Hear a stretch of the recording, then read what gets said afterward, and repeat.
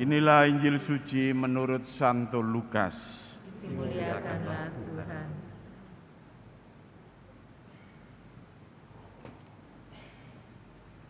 Sekali peristiwa ketika beberapa orang berbicara tentang bait Allah dan mengagumi bangunan yang dihiasi dengan batu yang indah-indah dan dengan berbagai barang persembahan, berkatalah Yesus, "Akan datang harinya, segala yang kamu lihat di situ diruntuhkan, dan tidak akan ada satu batu pun dibiarkan terletak di atas batu yang lain." Lalu murid-murid bertanya kepada Yesus, "Guru, kapan itu akan terjadi?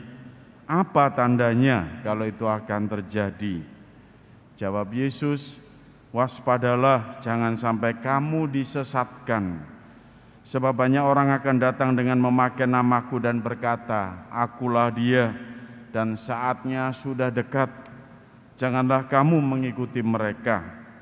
Apabila kamu mendengar tentang peperangan dan pemberontakan, janganlah kamu takut, sebab semuanya itu harus terjadi dahulu, tetapi itu tidak berarti kesudahannya akan datang segera." Kemudian Yesus berkata kepada mereka, "Bangsa akan bangkit melawan bangsa, dan kerajaan melawan kerajaan. Akan terjadi gempa bumi yang dahsyat, dan di berbagai tempat akan ada penyakit sampar dan kelaparan. Dan akan terjadi juga hal-hal yang menakutkan dan tanda-tanda yang dahsyat dari langit. Tetapi sebelum semuanya itu, kamu akan ditangkap dan dianiaya. Oleh karena namaku, kamu akan diserahkan ke rumah-rumah ibadat, dimasukkan ke dalam penjara-penjara, dan dihadapkan kepada raja-raja dan para penguasa.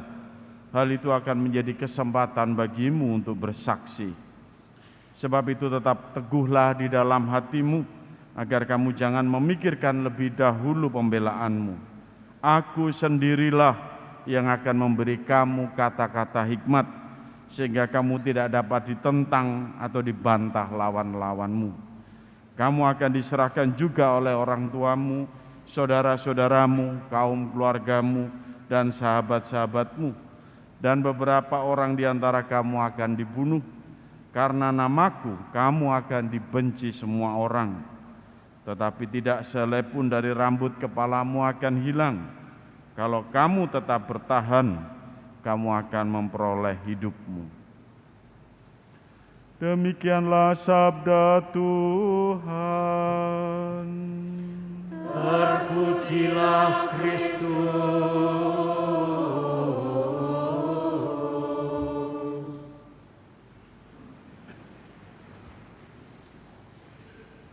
Ibu bapak, saudara-saudariku yang terkasih dalam Kristus, ini ada pesan dari salah seorang anggota seksi sosial sebuah paroki, ya.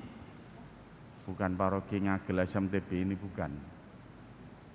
Dia ini aktif di Seksos dan memang lumayan cukup lama berkecimpung dalam aksi sosial, ya. Dia mengatakan begini, ya, orang mau membantu sesama menderita di zaman ini itu kudu kuat mental. Orang yang mau membantu sesama yang menderita di zaman ini itu harus kuat mental, gitu.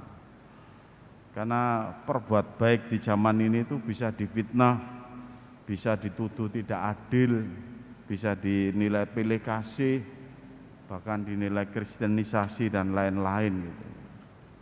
Kalau membuat kegiatan seksi sosial itu tidak perlu difoto-foto, diupload di zaman ini, ya. Malah jadi rame, bisa jadi blunder, ya. Oleh anggota gereja sendiri, orang Katolik malah dinilai sok pamer, sok suci, sok dermawan dan sebagainya. Ini, Ibu bapak, saudara-saudari yang terkasih, lalu kalau sudah seperti itu, apakah lalu karya kita itu berhenti? Mandek ae timbang kakean cangkem kan? Ya ndak. Kita bisa melihat bahwa menjadi pengikut Kristus itu ada resikonya dan memang ada tantangannya. Di setiap zaman kita bisa melihat ada tantangannya. Ya. Kalau membanding-bandingkan itu jadi berat, tapi kalau kita melihat realitas hidup kita, Anda dan saya sebagai orang Katolik di zaman ini juga ada tantangannya gitu. Tapi kita bisa melihat misalnya dalam Injil bagaimana para rasul bertanya kapan itu terjadi dan sebagainya. Yesus malah cerita ya tantangan sebagai pengikutnya. Engkau akan begini, engkau akan begitu dan sebagainya. Tetapi dari intinya adalah bahwa Yesus tetap menyertai, digambarkan di situ. Ia jelas hadir menyertai kita. Di setiap zaman umat Katolik itu disertai oleh Tuhan Yesus sendiri dalam kesaksian dan dalam pewartaan kebaikannya.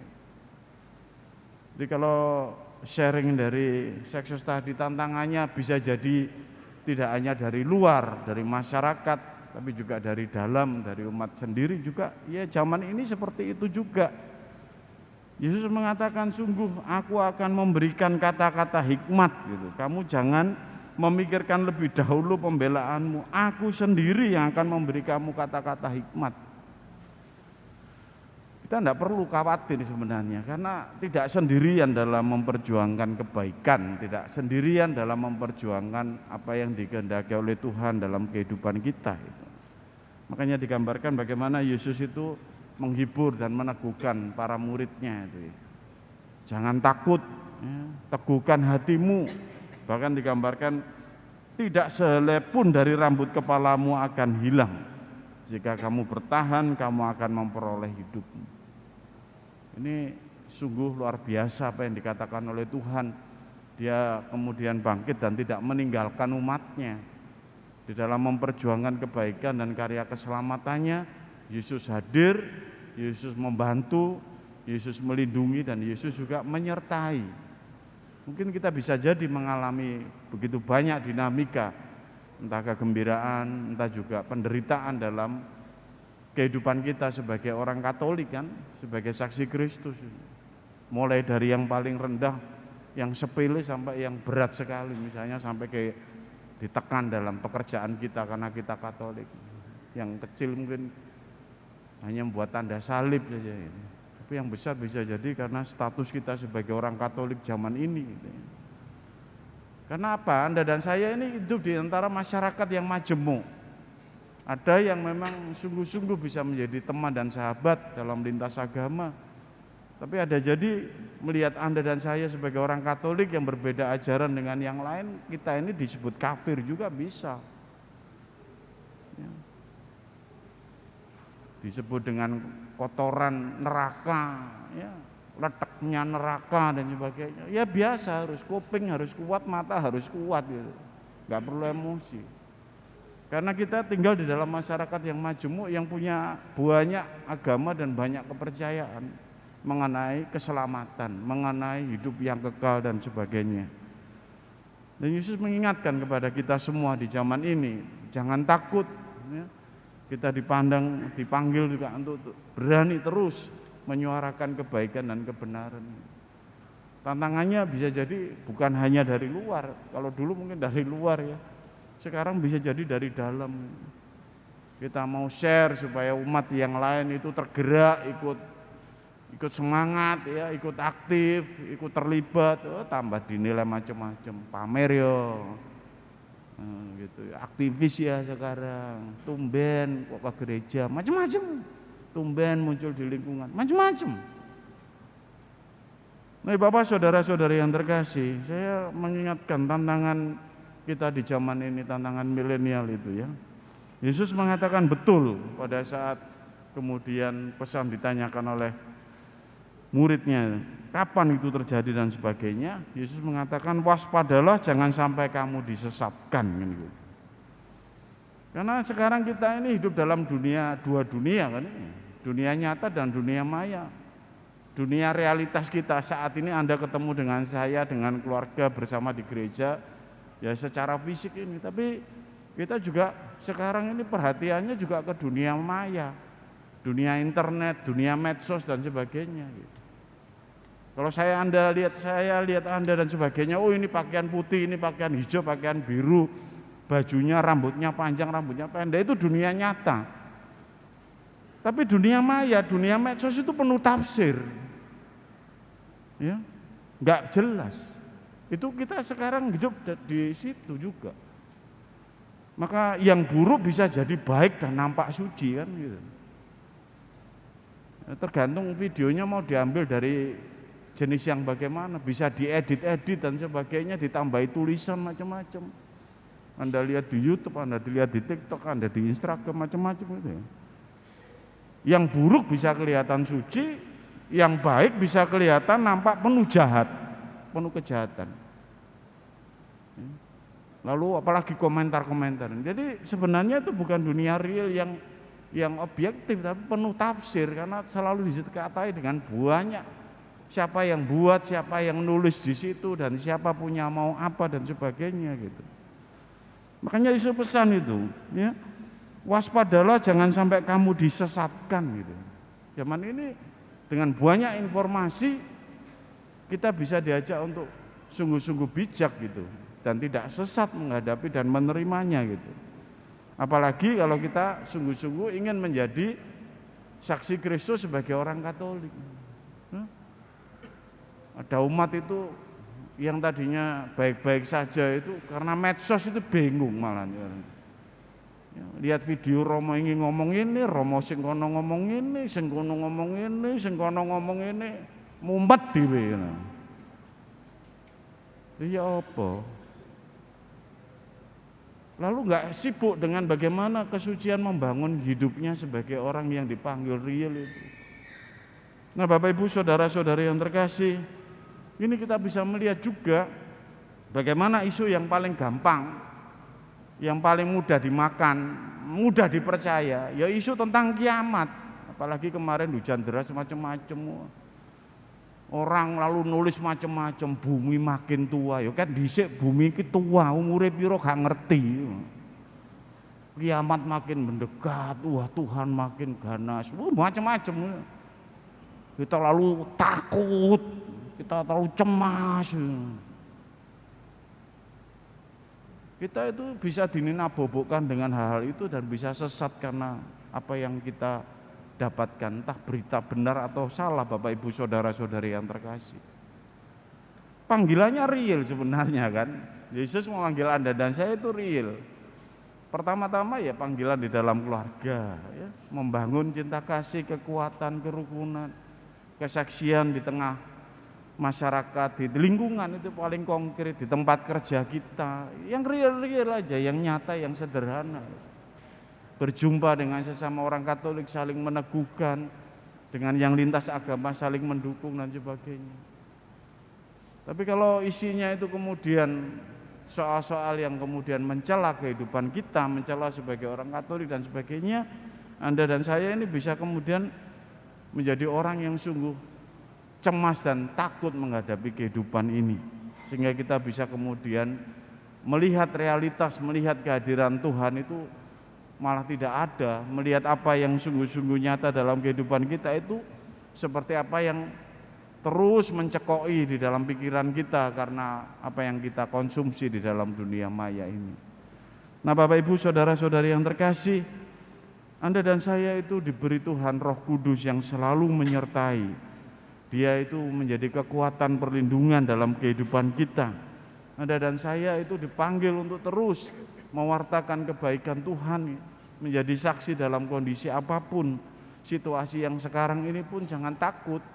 Anda dan saya terus dipanggil untuk melakukan kebaikan-kebaikan. Masih banyak orang-orang yang baik, orang-orang yang sungguh-sungguh mau hidup bersama dengan baik. Baik yang seagama maupun yang lintas agama. Mau yang berniat baik, hidup yang rukun, hidup yang saling sungguh-sungguh memperjuangkan sebagai sebuah kesaksian kekuatan cinta Tuhan yang nyata. Itu masih banyak. Tapi kalau kita hanya ngambil-ngambil yang kemudian membuat kita makin cemas dan takut, ya bisa sekrupel juga.